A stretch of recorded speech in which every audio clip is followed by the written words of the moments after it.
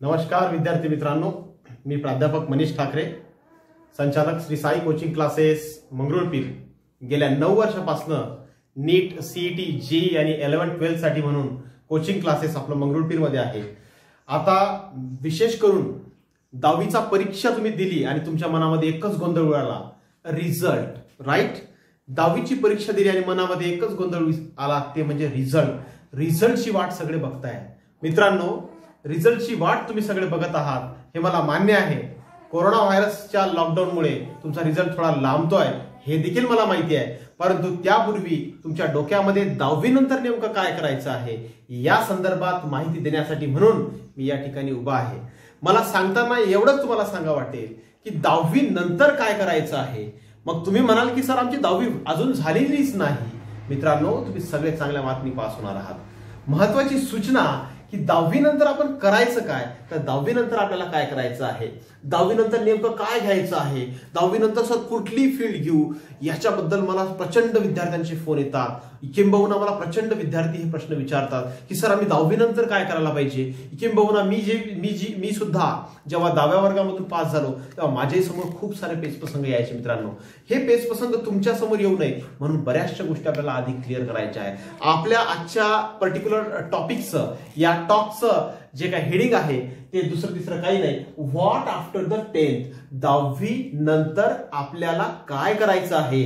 10वी नंतर आपल्याला काय करायचं आहे, तर 10वी नंतर तुम्हाला भरपूर स्ट्रीमला जाता येतं. आर्ट्स असेल, कॉमर्स असेल, सायन्स असेल. परंतु मित्रांनो, मी सायन्स या फील्ड विषयी तुम्हाला माहिती सांगणार आहे. सायन्स या फील्ड विषयी माहिती सांगणार आहे की 10वी नंतर तुम्हाला सायन्सला जर प्रवेश घ्यायचा असेल तर हा व्हिडिओ बिलकुल तुमच्यासाठीच आहे.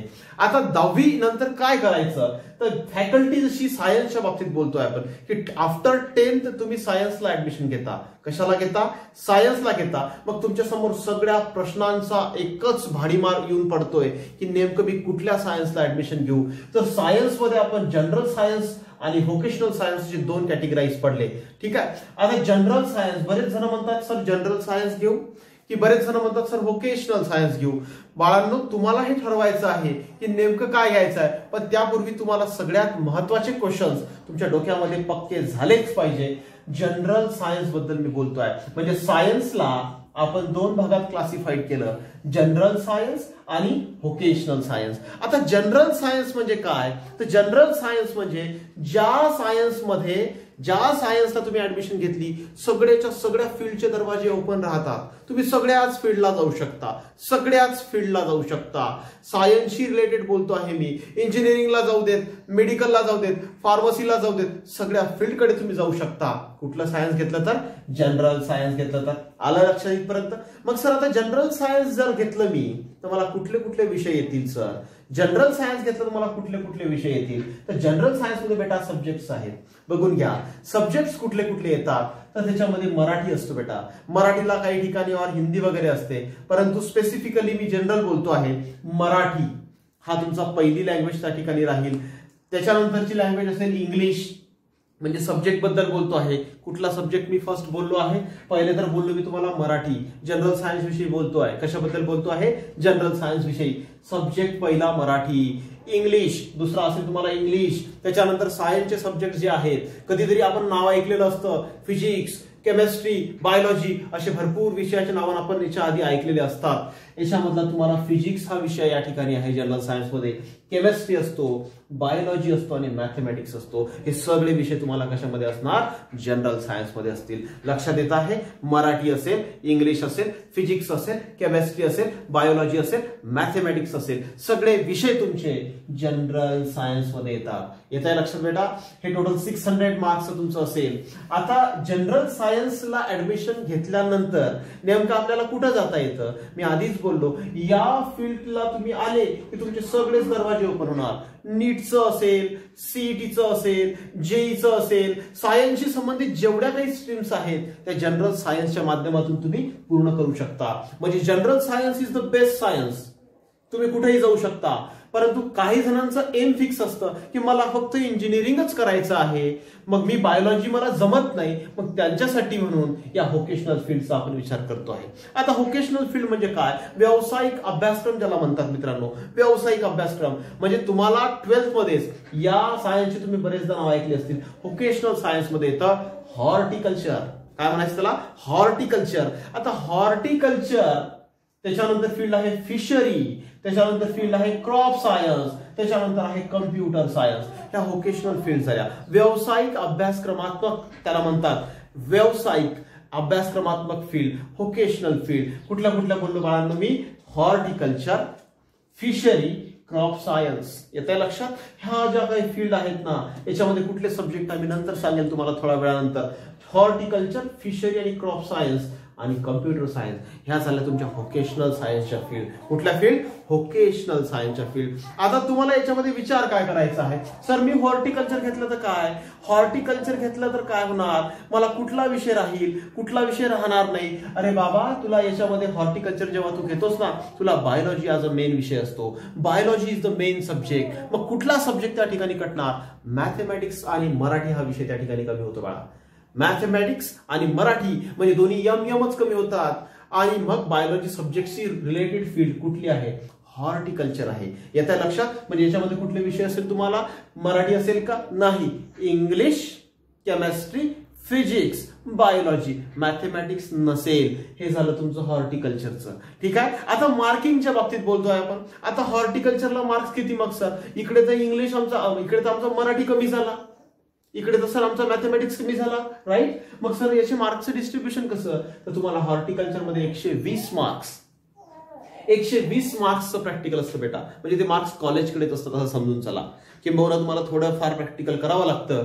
मग 120 मार्क्सचं प्रॅक्टिकल आहे हॉर्टिकल्चरसाठी आणि 80 मार्क्सची थेरी. फक्त 80 मार्क्सचाच अभ्यास तुम्हाला करायचा आहे हॉर्टिकल्चर मध्ये. म्हणजे 80 + 120 = 200.